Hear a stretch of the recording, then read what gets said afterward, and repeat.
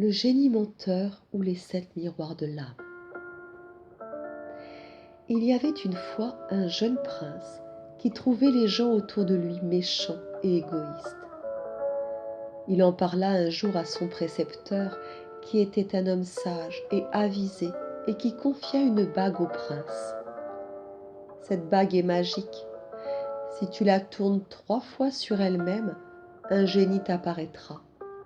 Toi seul le verras. Chaque fois que tu seras insatisfait des gens, appelle-le, il te conseillera. Mais fais attention, ce génie ne dit la vérité que si on ne le croit pas. Il cherchera sans cesse à te tromper. Un jour, le prince entra dans une violente colère contre un dignitaire de la cour qui avait agi contre ses intérêts. Il fit tourner 3 fois la bague. Aussitôt, le génie apparut. « Donne-moi ton avis sur les agissements de cet homme, dit le prince. S'il a fait quelque chose contre toi, il est indigne de te servir. Tu dois l'écarter ou le soumettre. » À ce moment, le prince se souvint des paroles étranges de son précepteur.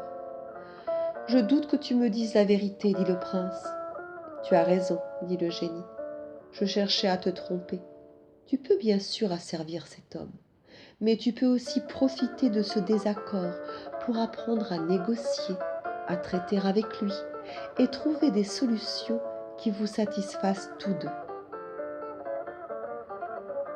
Parcourant un jour la ville avec quelques compagnons, le prince vit une immense foule entourer un prédicateur populaire.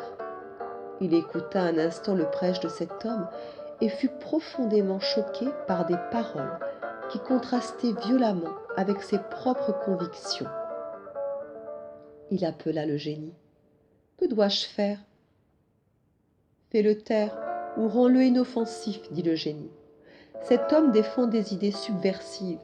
Il est dangereux pour toi et pour tes sujets. » Cela me paraît juste, pensa le prince.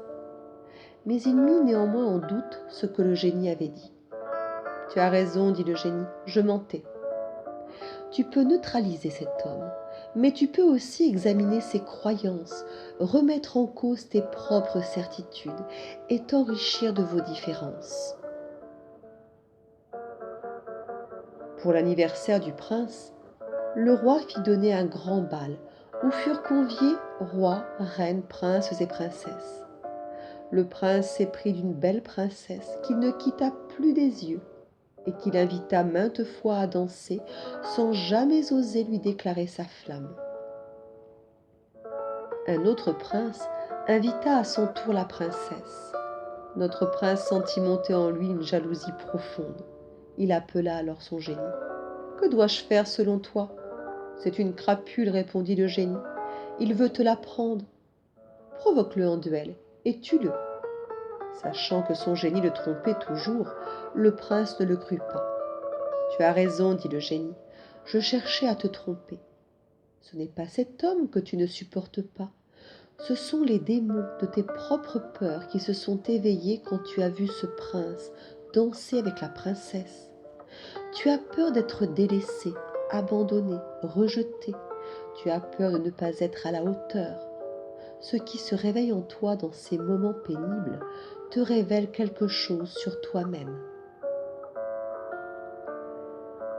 À l'occasion de la réunion du Grand Conseil du royaume, un jeune noble téméraire critiqua à plusieurs reprises le prince et lui reprocha sa façon de gérer certaines affaires du royaume. Le prince resta cloué sur place face à de telles attaques et ne sut que répondre. L'autre continua de plus belle, et à nouveau le prince se tut, la rage au cœur. Il fit venir le génie et l'interrogea. « Ôte-lui ses titres de noblesse et dépouille-le de ses terres, répondit le génie. Cet homme cherche à te rabaisser devant les conseillers royaux. »« Tu as raison, dit le prince. » Mais il se ravisa et se souvint que le génie mentait. « Dis-moi la vérité, continua le prince. »« Je vais te la dire, rétorqua le génie, même si cela ne te plaît pas. Ce ne sont pas les attaques de cet homme qui t'ont déplu, mais l'impuissance dans laquelle tu t'es retrouvé et ton incapacité à te défendre. » Un jour, dans une auberge, le prince vit un homme se mettre dans une colère terrible et briser tables et chaises. Il voulut punir cet homme, mais il demanda d'abord conseil au génie. Punis-le, dit le génie, cet homme est violent et dangereux. Tu me trompes encore, dit le prince, c'est vrai. Cet homme a mal agi, mais si tu ne supportes pas sa colère, c'est avant tout parce que tu es toi-même colérique et que tu n'aimes pas te mettre dans cet état. Cet homme est ton miroir.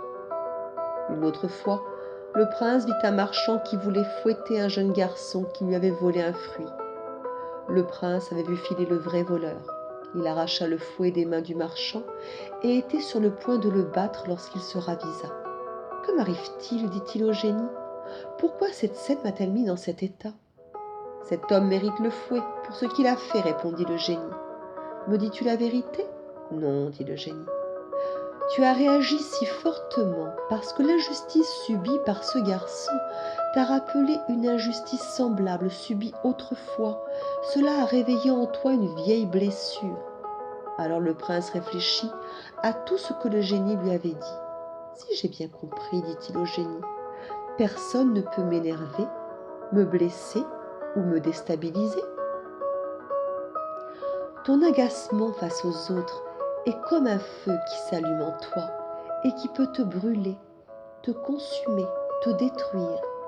Mais il peut aussi t'illuminer, te forger, te façonner et faire de l'autre un allié sur le chemin de ta transformation. Toute rencontre difficile devient alors une confrontation avec toi-même, une épreuve, une initiation. J'ai besoin de savoir encore une chose, dit le prince. Qui es-tu ? Je suis ton reflet dans le miroir.